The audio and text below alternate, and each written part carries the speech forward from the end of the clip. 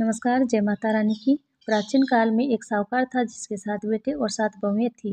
एक बेटी भी थी जो दीपावली के अवसर पर ससुराल से मायके आई हुई थी। दीपावली पर घर को लीपने के लिए सातों बहुएं मिट्टी लाने जंगल में गई तो नंद भी उनके साथ जंगल की ओर चल पड़ी। साहूकार की बेटी जहाँ से मिट्टी ले रही थी उसी स्थान पर स्याऊ अपने 7 बेटों के साथ रह रही थी। मिट्टी खोदते हुए गलती से साहूकार की बेटी की खुरपी से स्याऊ का एक बच्चा मर गया। स्याऊ इस पर क्रोधित होकर बोली, मैं तुम्हारी कोख बांधूंगी। स्याऊ की ये बात सुनकर साहूकार की बेटी अपनी सातों भाभियों से एक एक करके विनती करती है कि वह उसके बदले अपनी कोख बंधवा ले। सबसे छोटी भाभी नंद के बदले अपनी कोख बंधवाने के लिए तैयार हो जाती है।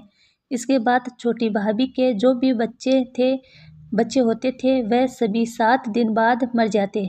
7 पुत्रों की इस प्रकार मृत्यु होने के बाद उसने पंडित को बुलाकर इसका कारण पूछा। पंडित ने सुरैया गाय की सेवा करने की सलाह दी।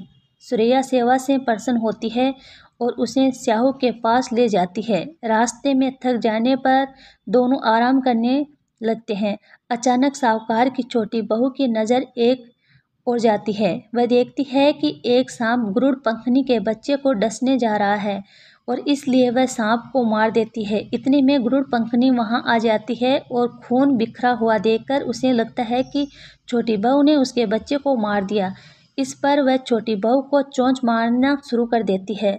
छोटी बहू इस पर कहती है कि उसने तो उसके बच्चे की जान बचाई है। गरुड़ पंखनी इस पर खुश होती है और सुरैया सहित उन्हें स्याहू के पास पहुंचा देती है। स्याहू छोटी बहू की सेवा से प्रसन्न होकर उसे 7 पुत्र और 7 बहुएं होने का आशीर्वाद देती है। स्याहू के आशीर्वाद से छोटी बहू का घर पुत्र और पुत्र वधुओं से हरा भरा हो जाता है।